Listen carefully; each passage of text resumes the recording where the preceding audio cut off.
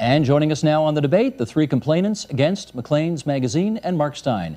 And they are, from left to right, Nasim Mithuani, Kuram Awan, and Muniza Sheikh, all of whom are Osgoode Hall law students, currently articling in various law firms and places around this city. We're grateful that you came in tonight to share your views with us. Thank you for having us. Okay, well, listen, I wasn't going to start here, but since the offer has been made and the gauntlet, as it were, has been thrown down, you did say in your original document that what you were interested in was a full airing of the views, a full debate. You weren't interested in attacking journalists. You did say, rather, that you wanted media outlets to provide a forum for open debate and argument. Mark has said he is happy to come over here, and since we can't bring 4 people over there, but we can bring 1 over here, I'm offering the 3 of you the opportunity to discuss this with him face to face. Well, first of all, let us be very clear, because since Mr. Steyn chose to put this in issue, just like many of the other fabrications that he has made about our complaints, he alleged that we actually ran away from the opportunity to debate him. That's not the case. The offer that was put to us by the producers was that Mr. Steyn would get 20 minutes to deliver his rants, as he just did for the first 15 to 20 minutes of the show, and then we would have a panel where it would basically be us and him from his conduct yelling back and forth. That's something that was not acceptable to us. What we made clear was that we would be happy to have a discussion as long as we had an initial uninterrupted time. Okay. We don't permit yelling on this show. We don't permit name-calling on this show. We never have. We haven't had it. Right. If you're interested in having a debate with the guy, he's right over there. I can have him set up a chair, and we can do this in a very civilized fashion. Right. If you don't, that's your choice.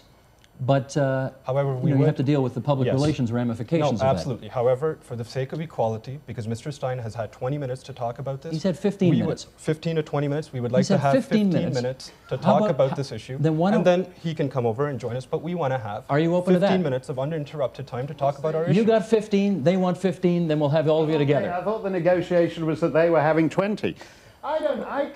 You're happy with whatever. Yeah, okay. I mean, I'm cool. Then let's do 15. All right, he just did 15. We'll do 15 with you. And you'll tell me, Tina, how much time's left, and we'll have everybody together. That sounds fair to me. We know who he is. Right.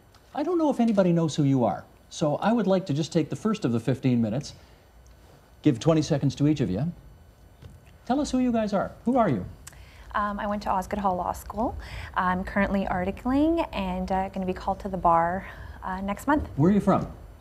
Background? Yeah. I'm Pakistani Muslim. And came to Canada when you were? I was born here, born and raised here. here. Okay, all right, this I did not know. Okay, Kuram. I was born in Britain, spent most of my life there and in New Zealand and in Pakistan, and I moved here when I was 18, and I've been a Canadian citizen since I was 20, went to Osgoode Hall. And terrific. Nasim? I actually came to Canada just when I almost born, moved. From where? From Kenya, East Africa. We settled in a small town just outside of London, Ontario, Strathroy, population 12,000.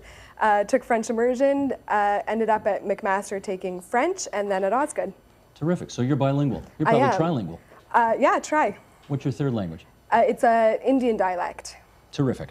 Okay, so we know a little bit more about you now. That sounds good.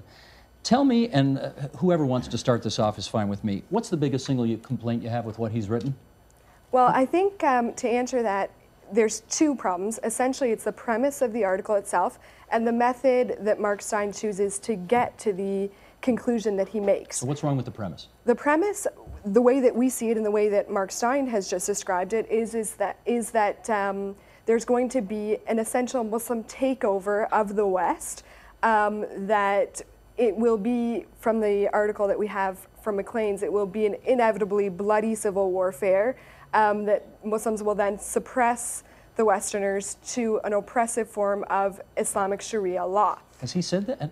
Or Yeah. are you inferring that? No, it's there. Well, it's... Sorry, we're Okay, going to get to hang you in on. a sec. You got to wait. We've agreed to ground rules. You got to wait. This is the exact reason why we're unable to agree to let me debate do my with this job, gentleman. okay? Hang on. Let me do my job, and then you get to come over here. Go ahead. Please tell us. Are you inferring that, or is it in the text? Well, no. I'm taking almost quotes from the text. And Go ahead, Colonel. Well, let us read this. It says, on the continent and elsewhere in the West, native populations are aging and fading and being supplanted remorselessly by a young Muslim demographic. Time for the obligatory of courses. Of course, not all Muslims support terrorists. though enough are hot for jihad to provide an impressive support network of mosques from Vienna to Stockholm to Toronto to Seattle. Of course, not all Muslims support terrorists, though enough of them share their basic objectives, the wish to live under Islamic law in Europe and North America. Can we pull that apart? Let's deconstruct that. Question number one, the key question, whenever you ask a question, is that true? No, it's not. Well, That's not accurate? And if I can just talk about that, the method that Mark Steyn chooses to adopt is essentially, he first uses a lot of neutral, objective facts about demographics to show that the Muslim population is in fact growing. And that's indisputable, right? That's right. We're all agreed on that. That's right. Okay? And the Western population seems to be in decline. That's fine. Then what Mark Steyn does is he jumps from that to these assertions about Muslims being hot for jihad, for example, or Muslims Muslims having a global objective. Well, let me just be consistent here, because I quoted this figure to him, so let me quote it to you. And Maniza, you do get to talk at some point. I will. Obviously, You know okay. what? That's fine. I quoted the Pew Research study before, where it was suggested that 2/3 of Muslims saw no inconsistency between their faith and living in a Western society. Right. However, 32% of Muslim Americans do see that conflict between being a devout Muslim and living in a modern society. So the question is, when you say a substantial number, is 32% not a substantial number? The biggest poll that we have to date is a Gallup poll that was commissioned over 6 years, took into account 90% of the Muslim population. And if we look at the results of that poll, we know that, for example, British Muslims that Mark Steyn chooses to talk about quite frequently in the excerpt are more likely than the general public of Britain to find no justification for violence.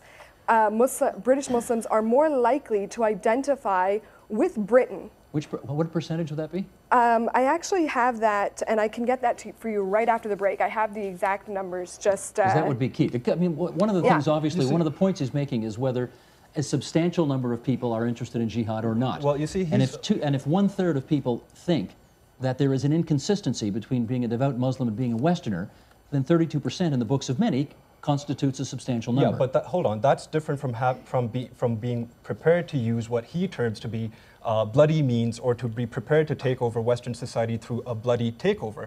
His primary premise in this article is that there will be what he terms as a bloody transfer of real estate, where these Muslims who share the basic objectives of terrorists will adopt violence to take over Western society. And you see, that's our problem, because you see, our issue wasn't just with this one article. Maclean's magazine published 22 articles over a 2.5-year period with similar length and content, articles which allege that Muslims, for example, engage in sex with minors and animals, that Muslims are sheep shaggers, that Muslims, that the CBC sitcom... in his book, though. Not in that particular book, but I'm telling you that these are articles that have been published, 22 of them in a 2.5-year period in Maclean's magazine. And that not a single counter-view article to any of these has been published. So when we approach Maclean's... Anywhere? Not a single counter-view article in Maclean's magazine so you approached Maclean's and you said, we want equal time. Yes, what we said is that we want to be able to publish a representative response from a mutually acceptable author of adequate length. We were told on 3 occasions in our meeting with Maclean's senior editors that they weren't prepared to publish any response. And on one occasion, they said that Maclean's would rather go bankrupt.